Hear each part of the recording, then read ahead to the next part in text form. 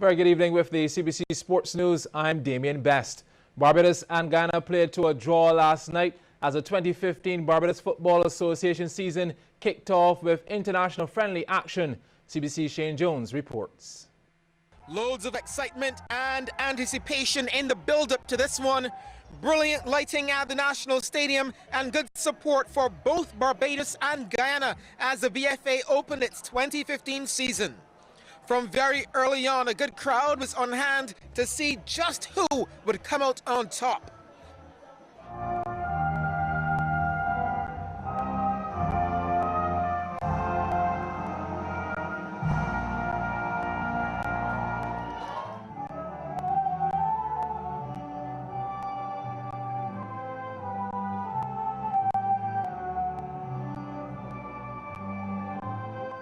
And after the anthems of both Caribbean nations in this international friendly, it was go time. Set piece for Barbados inside the opening minutes. Not sure if it was a shot or an attempt to float it in the box. Off its mark though.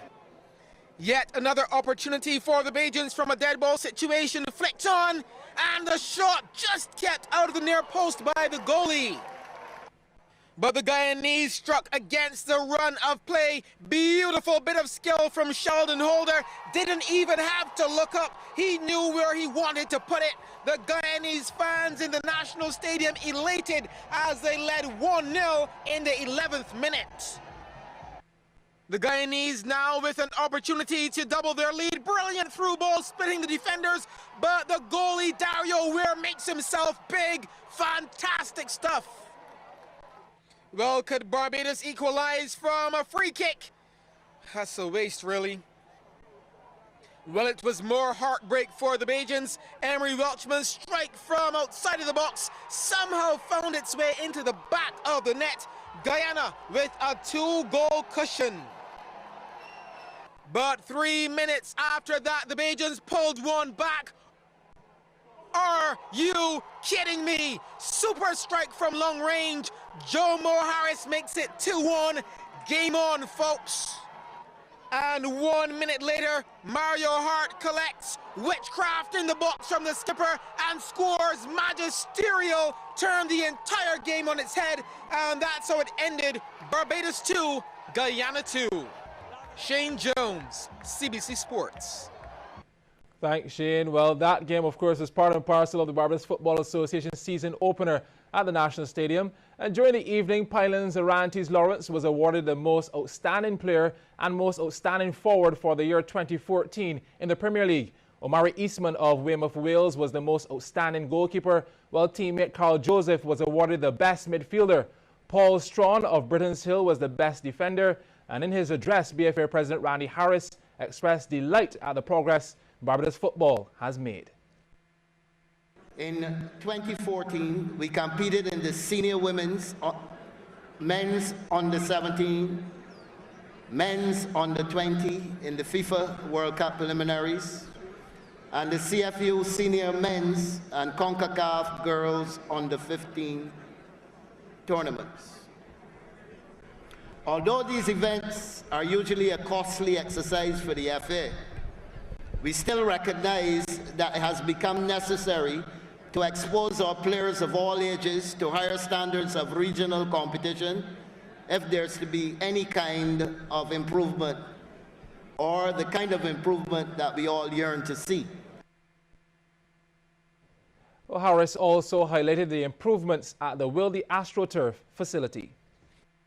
We look forward to a bright 2015 with the completion of our administrative offices at Wildy imminent, the construction of bleachers with a capacity of 1,845 persons, which has been signed off by FIFA.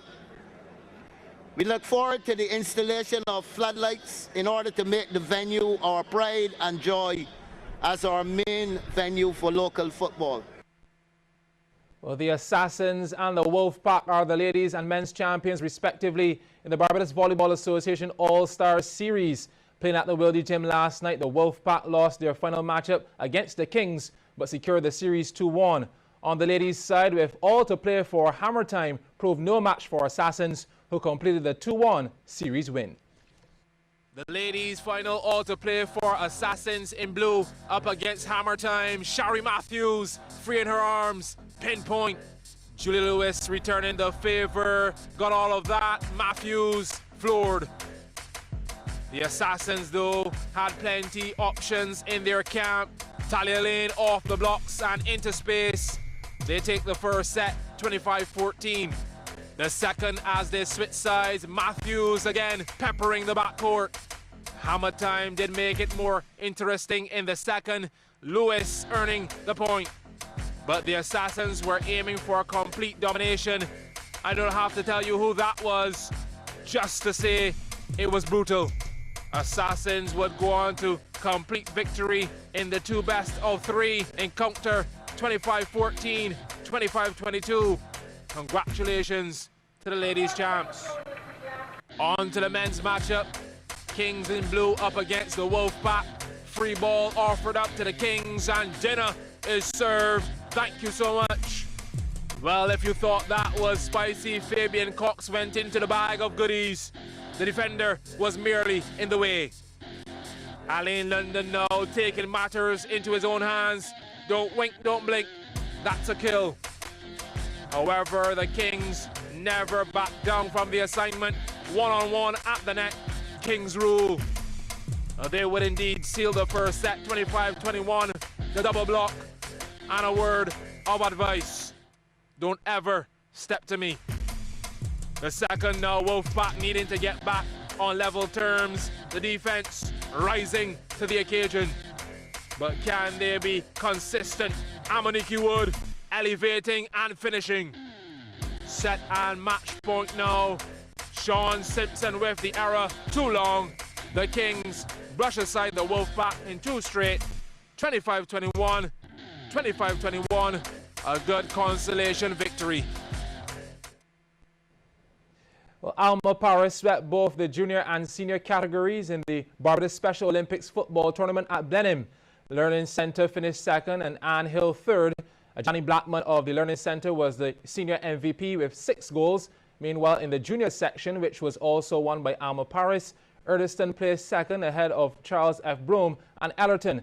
Davio Harding was the MVP with 11 goals. Sean Green reports on some of the action.